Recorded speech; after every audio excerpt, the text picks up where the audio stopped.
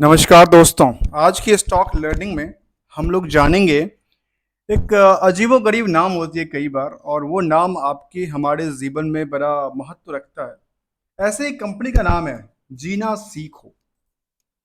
Company कहती है जीना सीखो बेसिकली आयुर्वेदिक ट्रीटमेंट पे कामकाज करने वाली कंपनियां हैं। आयुर्वेद पे कामकाज करती है।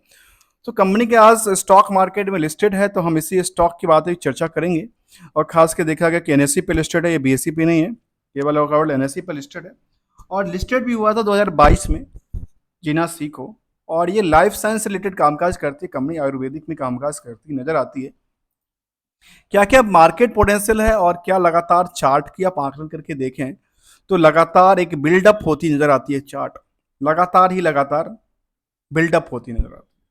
क्या लगातार इसमें पोटेंशियल बनती नजर आती है स्टॉक को लेकर के, या रिवेन्यू मॉडल ग्रोथ ग्रोथ करती है, या बिजनेस की जो एक्टिविटीज है वो मॉडल बिलोंग करती है इससे। तो थोड़ा सा चलने का प्रयास करते हैं इसके ऊपर और जानते हैं जीना सीखो लाइफ केयर के बारे में, जो कंपनी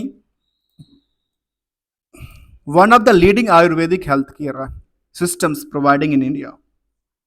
खास के आयुर्वेदिक में और भी कंपनी आपको पता है, जैसे बड़ी सी कंपनी पतंजलि आती है, पतंजलि आयुर्वेद आती है। इसके बाद पतंजलि आयुर्वेद का बाकी सारा बहुत सारा चीज़ कहाँ पे ट्रांसफ़र हो गया, पतंजलि फूड्स के ऊपर ट्रांसफ़र होती नजर आती है, खास के सेलिंग के मामले में। अब यहाँ पे एक और कंपनी बैद्यनाथ है, डाबर है, इन सबको भी आयुर्वेद के हिसाब से देखा जा सकता है यदि कोई काम काज करता है तो, यदि सेगमेंट वाइज देखा कंपेयर किया जा सकता है तो। यहाँ पे इस कंपनी में जीना सेखो में देखा गया कि ये भी कंपनी आयुर्वेद से ही कामकाज करती नजर आती है। तो health care service for the last 10 year, और 10 सालों से कंपनी कामकाज करती नजर आती है। जो कि वेबसाइट्स पे हम देख रहे थे क्या क्या इनके पास सर्विसेज हैं। हेल्थ केयर फैसिलिटी की बात करती है, इन्वेस्टर की बात करती है। सर्विसेज की बात में देखें सर्विसेज क्या क्या देती है कंपनी, तो कहती है सर्विसेज के मामले में कंपनी कहती है in the patients department and IPD है इनके पास खास कर ये हॉस्पिटलिटी का कामकाज करती है, और वो भी साथ ट्रीटमेंट वगैरह करती है, आयुर्वेदिक के तरीके से ट्रीटमेंट करती नजर आती है और सिखाती है। जहाँ पे कुछ और हेल्थ फैसिलिटी की बात करती है, हेल्थ केयर फैसिलिटी की, तो वो क्या कहती है excellence in the care through integrated facilities. इनके पास इंटीग्रेटेड फैसिलिटीज है, और इसमें बड़ा बड़ा लंबा चौड़ा लेख लिखा हुआ है और कहा कि आयुर्वेदिक कवर्ड के हिसाब से कहती है कि हमारे पास ये 20 से प्लस हॉस्पिटल्स पैन इंडिया। अच्छा, ये हॉस्पिटल्स इनके पास पैन इंडिया में हॉस्पिटल है जीना सीखो का। इसके बाद कहती है 10 लाख से ज़्यादा हमने पेशेंट को ट्रीटमेंट किया है। ये इनके पास कहती है कि सिडनी एक और इनके डे केयर क्लिनिक है। डे केयर क्लिनिक में उन्होंने कहा कि 25 से ज़्यादा इनके पास क्या है, पंचकुमरा सेंटर्स हैं। हेल्थिंग से होस्टिंग्स की बात करती है, कस्टमाइज की बात करती है, साथ में एक और कहती है शुद्धि क्लिनिक इनके पास है, जहाँ पे भी काफ़ी पैन इंडिया में करीब 25 से ज़्यादा कहते हैं एक्सपीरियंस है हमारे पास, और ये सब कामकाज करती है। इनका नाम शुद्धि से स्टार्ट होता है, जो कि ब्रांड है इनका खास करके। जीना सीखो पे हम स्टडी कर रहे हैं। फिलहाल चलते हैं हम मार्केट की तरफ। अब मार्केट में देखा गया कि करंट मार्केट प्राइस को फिलहाल हम छोड़ते हैं, इनको तीन एस्पेक्ट में बांटते हैं। पहला है जो फंडामेंटल, जहाँ पे कंपनी के बिजनेस मॉडल क्या है।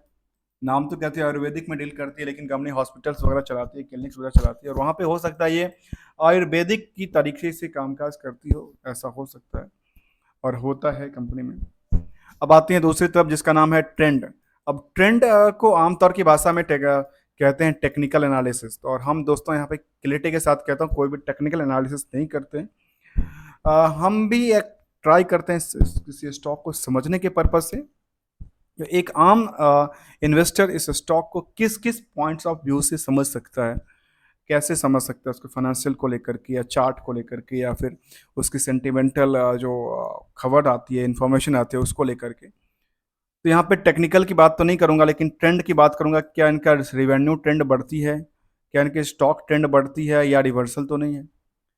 इसके बाद देखा गया कि हम क्या बात करेंगे सेंटिमेंटल को लेकर के, जहाँ पे कंपनी से रिलेटेड इन्फॉर्मेशन, खासकर सेंटिमेंटल में जो हर पल की वो इन्फॉर्मेशन होती है जो कि कंपनी के बिजनेस को या फिर मार्केट को इफेक्ट और हिट कर सकता है।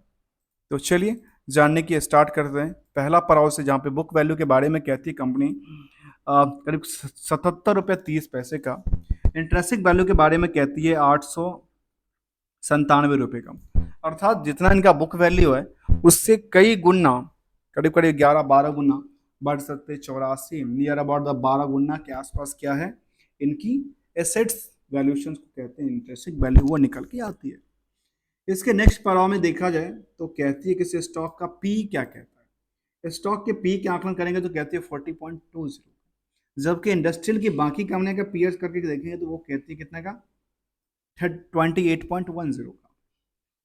यदि इसको दो आकलन से आकलन करेंगे, कहाँ कहाँ से, एक तो इसके बेसिस पे देखा गया तो इसके बेसिस पे ये कह सकते हैं कि स्टॉक क्या हो चुका है, इसके बेसिस पे ओवर वेटेज हो चुका है इसके लेवल पे इंडस्ट्रियल के बाकी कंपनियों से। तो क्या ये ओवर वेटेज किस कारण से हुआ है? जरूरी है कि पीई के बेसिस पे ही मार्केट चलती है, क्योंकि मार्केट में इसका लगातार क्या होती है, बिल्डअप होती नजर आती है। क्या इनकी सेल्स मॉडल, इनकी बाकी चार्ट मॉडल। तो चलिए अगले पड़ाव की तरफ देखें तो वो कहती है डेब्ट टू इक्विटी रेशियो को कहती है कुछ भी नहीं, जीरो है। प्रमोटर्स होल्डिंग तो हम बाद में आएंगे, पहले एक नज़र डालते हैं इसके स्टॉक प्राइस जो आंकड़न यहाँ करंट मार्केट प्राइस है वो क्या वहां तक पहुंचती है या नहीं पहुंचती है। एक सिंपल साधारण सब शब्दों में, यदि किसी फेस वैल्यू है 10 रुपये का, उस 10 रुपये की फेस वैल्यू जो प्राइस है वो अर्निंग करके देता है कितना आपको, नियर 3 गुना। ये 3 गुना अर्निंग करके देता है, ठीक है। और यहाँ पे क्या कहती है, इससे 3 गुना होना चाहिए बुक वैल्यू से, ऑब्वियसली है, कोई कहने वाली बात नहीं है। इंट्रेंसिक वैल्यू से काफ़ी बेहतर है, क्या इंट्रेंसिक वैल्यू से 3 गुना हो सकता है? तो नहीं, उसको एवरेज करके देखा जा सकता है। इनको 3 गुना कर दीजिए, इनको 3 गुना कर दीजिए, यदि हम इसे आंकड़े से चलें तो निकल के आ जाएगी, दोनों का एवरेज करके देखें क्या इतना आसपास आती है। इसके बाद अगले पड़ाव पे आते हैं, मैं इसको 3 गुना करके देता हूँ, ठीक है, उसके बाद एग्जैक्टली पता चलेगा इस मार्केट में क्या है। कई बार कैलकुलेशन में कहते हैं अच्छा आपने कैलकुलेशन ही छोड़ दिया। यहाँ पे हम देखते हैं सिंपल एक उसमें हिसाब से देखते हैं, यदि मैं इसको 80 मान लूँ तो 8 × 24 240 होता है, और ये इसको 900 मान लें, 9 या 2700 होता है, तो होता है कितना 27 तो 2940, 2940 को एवरेज करके देखिए कितना आती है, नियर अबाउट द 1400 समथिंग के आसपास, 1400 के आसपास।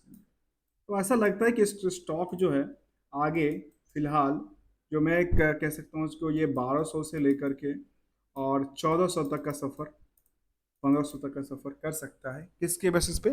केवल और केवल एक सिंपल सी आपकी फेस वैल्यू जो पॉकेट में पड़े पैसे हैं उससे लेकर के जो अर्निंग है, अर्निंग के बेसिस पे आपकी एसेट्स है उसको लेकर के, इसीलिए मार्केट यहाँ पे लगातार जंप करती नजर आती है। अगले पैदान पे देखा जाए तो कंपनी का करंट रेशियो थोड़ा सा ज्यादा है, तो करंट रेशियो में क्यों, कैसा कारण है, इसको हम क्या करेंगे, डीप एनालिसिस करने का प्रयास करेंगे। जहाँ पे आरओसी कहती है 74% का, आरओई कहती है 55% का, और डिविडेंड का ट्रैक रिकॉर्ड भी है 0.10 का, 10% का।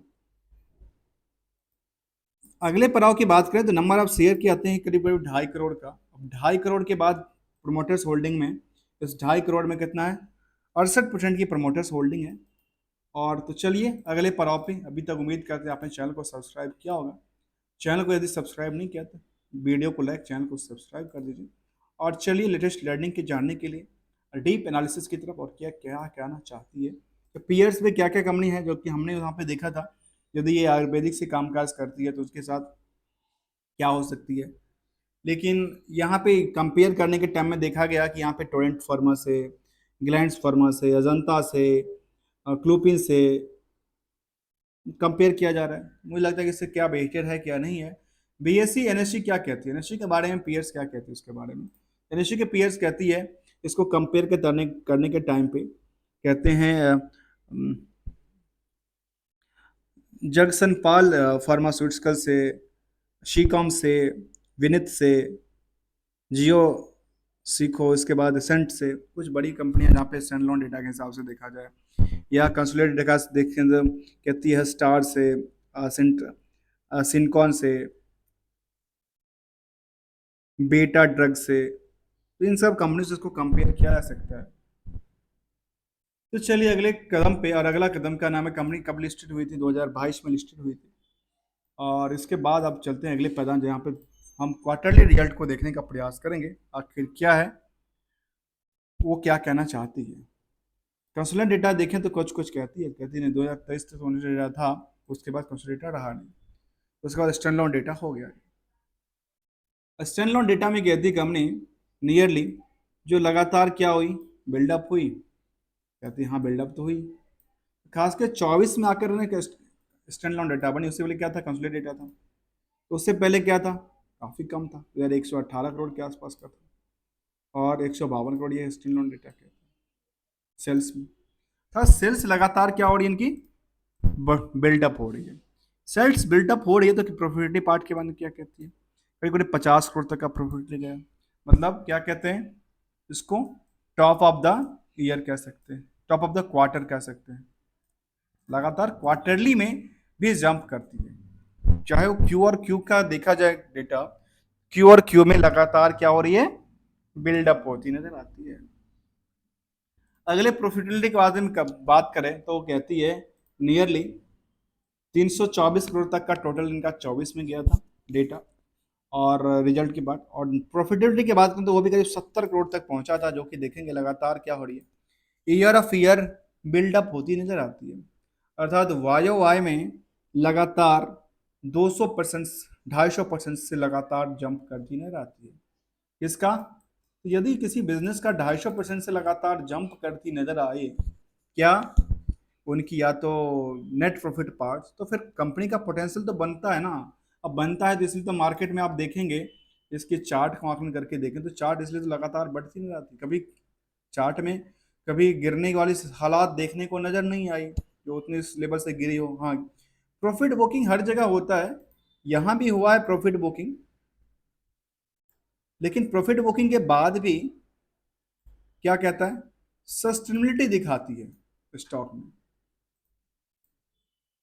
चलिए अगले कदम का नाम देखा जाए, हम कंपेयर करेंगे बैलेंस शीट पीएल को। उससे पहले एक नज़र डालते हैं इन चार कंपोनेंट को लेकर के, चार कंपोनेंट के बारे में कहती है कि सेल्स ग्रो क्या कहती है करीब करीब 34% के आसपास, प्रॉफिट ग्रोथ कहती है करीब 88% के आसपास, और ये CAGR कहती है करीब 205% की जंप करती है एक साल के अंदर, और एक रिटर्न ऑन इक्विटी भी करीब अच्छी खासी नियर अबाउट द 50% के आसपास देखने को मिली है। अब आते हैं बैलेंस शीट में, जहाँ पे बैलेंस शीट में इनका रिजर्व लगातार बढ़ता है, बोलोइंस का कोई पार्ट नहीं कहते हैं इसको, डेट्स फ्री बैलेंस शीट कह सकते हैं, डेट्स फ्री कंपनी कह सकते हैं। अगले पड़ाव की नाम है जिसको कहते हैं हम समझने के लिए, जो प्रॉफिटेबिलिटी के बेसिस पे इनका मार्केट में पैसा कितना फंसा है। तो इनका मार्केट में पैसा फंसा हुआ रीजन करीब 41 करोड़ के आसपास निकल के आती है। जो 41 करोड़ का पैसा फंसा हुआ है, वो क्या कहता है, क्वार्टरली डेटा से ज़्यादा है कम है, तो कहती है 167 करोड़ का था, और पूरे साल की प्रॉफिट कहती है कितने के, करीब करीब 69-70 करोड़ का। तो 70 करोड़ की बेसिस पे देखा गया, इनका क्या कहती है, प्रॉफिटेबिलिटी जो रेशियो मार निकल के आते हैं डेटा से रेशियो की तरफ, तो वो कहते हैं करीब 41, मतलब उससे ज़्यादा नहीं है। हाँ, उससे थोड़ा सा परसेंटेज है, लेकिन परसेंटेज ज़्यादा नहीं है किससे, या तो ओवरऑल सेल्स से और ओवरऑल द डेट्स से, क्योंकि डेट्स के अंदर ही क्या पता है क्या होती है, डेट्स के अंदर एक शंका होती है, शंका की बात करूँ किस चीज़ का, जिसको कहते हैं डाउट्स। डाउट से होता है डाउटफुल, और डाउटफुल से होता है डेट्स, और डेट्स ना सॉरी डाउटफुल से होता है क्या, बैड डेट्स। तो बैड डेट्स कन्वर्ट ना हो जाए इसलिए इसको आंकलन करना जरूरी होता है। इसका पैसा कितने दिन में देता है, तो कहती है पैसा कोई ट्रैक रिकॉर्ड यहाँ पे देखने को मिली नहीं। कैश फ्लो में कहती है 15 करोड़ का उस वक्त पॉजिटिव देखने को मिला है, यहाँ तक ठीक देखने को मिला है। अगले पड़ाव पे चलते हैं जिसका नाम है शेयर होल्डिंग पैटर्न को लेकर के क्या कहना चाहती है, और यहाँ पे डेटा अपडेटेड नहीं है, खास के मैं कई बार देखा हूँ कि NSE के नीटा बीटा वर्जन के अंदर से डेटा काफ़ी करेक्टली नहीं आता, कई बार इनका सिस्टम ग्लिच होता है, खास के लेटेस्ट जो डेटा होता है वो अपडेटेड ही नहीं होता। अब क्यों नहीं होता ये मैं नहीं कह सकता, ये शायद उनको अपडेट करना चाहिए। इन केस वहाँ तक हमें हमारी कभी भी कुछ सोच पहुँचती है तो अब आते हैं अगले पड़ाव पे जिसका नाम है share holding pattern. Share holding pattern के बारे में देखा गया कि कहती है कि जो मार्च तक अपडेटेड है, मार्च अपडेटेड में 67% और 68% और 32% के आसपास की पोजीशन आपस में तालमेल है। इस तालमेल में क्या कहना चाहती है, तो भी जून का डेटा भी यहाँ अपडेटेड नहीं है, कंपनी ने जून तक का डेटा नहीं दिया है। तो उससे पहले हम जाते हैं कि सेंटिमेंटल में क्या इनका बोर्ड मीटिंग होने वाला है, कुछ ऐसा था जहाँ पे कुछ करनी। तो बोर्ड मीटिंग की बात करती है 23 जुलाई को, उन्होंने कहा कि बोर्ड मीटिंग हम करने वाले हैं। कब? 29 जुलाई को करने वाले हैं। और जब 29 जुलाई को बोर्ड मीटिंग करने वाले हैं तो क्वार्टरली कंप्लायंस की बात करती है, अपडेट की बात करती है। अपडेट क्या देती है? कहती है जो quarterly statement of the investors queries complain की बात करते हैं, उससे पहले जीना सीखो सर्टिफिकेट अंडर द रेगुलेशन की बात करती है, अपडेट की बात करते हैं यहाँ पे implementation of the Gina Seco Healthcare with the Universal's Sampo General Insurance Company by providing the cashless Ayurvedic uh, panchakarma treatment. अर्थात इनका जो आप ट्रीटमेंट है ना वो आप आयुर्वेदिक के लिए भी आप इंश्योरेंस करा सकते हैं। इंश्योरेंस से इनका टाइप हो गया, तो इनमें आप जो कि universal shampoo shampoo general insurance company है, उसमें आप इंश्योरेंस कराते हैं और इसमें किसको लेकर के? आयुर्वेदिक पंचकर्मा को लेकर के। तो इसमें आपको क्या मिलेगा? बेनिफिशियल मिलेगा। चलिए सेंटीमेंटर के बाद देखते हैं अगला पड़ाव जिसका नाम है बैलेंस शीट को कंपेयर हम कर रहे थे इन्वेस्टमेंट पार्ट को देखें। तो प्रमोटर के पास जो होल्डिंग है वो नियर अबाउट जो 67% के आसपास वही है, मिस ग्रोवर फैमिली की फैमिली ये है। इसके बाद एफआई की तादाद कुछ भी नहीं है, डीआई की तादाद कुछ नहीं है, रेस्ट 31% पब्लिक की तादाद है। पब्लिक की तादाद में देखा गया कि ओडेनो लाइफ प्राइवेट लिमिटेड कंपनी, इसके पास 6% के आसपास पोजिशन है। मन को ये मुझे लगता है कि इनका खुद का कंपनी हो सकता है या इंक्लूडिंग कोई बड़ी कंपनी हो सकता है। उसके बाद आती है प्रभात फाइनेंस सर्विसेज, कभी था अभी नहीं देखने को मिला है, अजय कुमार अग्रवाल, और ये कुछ इनके पास फिलहाल ये यहाँ पे इसको एक होल्डिंग देखने को मिली है मनोज अग्रवाल। ये अब पहले ग्रोवर फैमिली था, यहाँ पे नीचे नीचे देखने को मिलता है कि सबके सब अग्रवाल फैमिली यहाँ पे पोजीशन लेके चलते हैं। ऑब्वियसली यहाँ पे देखा गया कि रिटेल की तादाद क्या है, तो रिटेल की तादाद में देखा गया कि जिन्होंने 2 लाख से कम के इन्वेस्टमेंट किए हैं स्टॉक को लेकर के, उनकी तादाद करीब करीब 9% के आसपास बनती है इस स्टॉक को लेकर। तो हम इसको समझने का प्रयास कर रहे थे जाके स्टॉक में क्यों पोटेंशियल लगातार बनती है। उसका रीजन एक ही रहा, उसका रीजन ये रहा कंपनी को लेकर के, जो भले इनका जो ये है अर्निंग पर शेयर है वो कम दिखता है, लेकिन मार्केट लगातार बढ़ती नजर आती है। उसका रीजन ये था तो इनका लगातार आप देखेंगे तो लगातार क्या होती है, इनकी सेल्स लगातार बिल्डअप होती नजर आती है। सेल्स बिल्डअप होगा तो ऑब्वियसली क्या होगा, बाकी सारे चीज पे कोई इफेक्ट नहीं पड़ता। दूसरा चीज था कि इनके पास डेटर्स सॉरी डेट्स नहीं था, बोरोइंग्स का कोई पार्ट नहीं था, 1 करोड़ के बोरोइंग्स कुछ होता नहीं है। और इनको और भी पोटेंशियल ये बन सकती है कि हो सकता है आने वाले समय में ये बोरोइंग्स को बढ़ाएं। अब बोरोइंग्स जैसे इंक्रीज करेंगे, बोरोइंग्स इंक्रीज करेंगे तो मार्केट और उनके पीछे बूस्ट होगी, उनके बिजनेस मॉडल में और इफिशियंसी बढ़ सकती है। दोस्तों कोई रिकमेंडेशन या एडवाइस नहीं है, किसी स्पॉन्सर्ड नहीं है, किसी एडवर्टाइजिंग नहीं है किसी स्टॉक को लेकर के। इससे कंप्लीटली लर्निंग पर्पज का वीडियो था, हमने इसको समझने का प्रयास किया एज ए लर्नर ऑल्सो। तो यहाँ पे चार्ट में देखा जाए तो कहती है एवरेज वैल्यू से आसपास नियर अबाउट द 6 महीने का एवरेज देखें तो यहाँ पे आके खड़ी है near about the same average price के आसपास है, चाहे 6 महीने के 50 डे के हिसाब से देखें या 1 महीने के 50 डे के देखें। 1 महीने का तो कहना मुश्किल है, लेकिन 6 महीने के एवरेज के आसपास ये कारोबार करती नजर आती है। Thank you so much for joining here दोस्तों।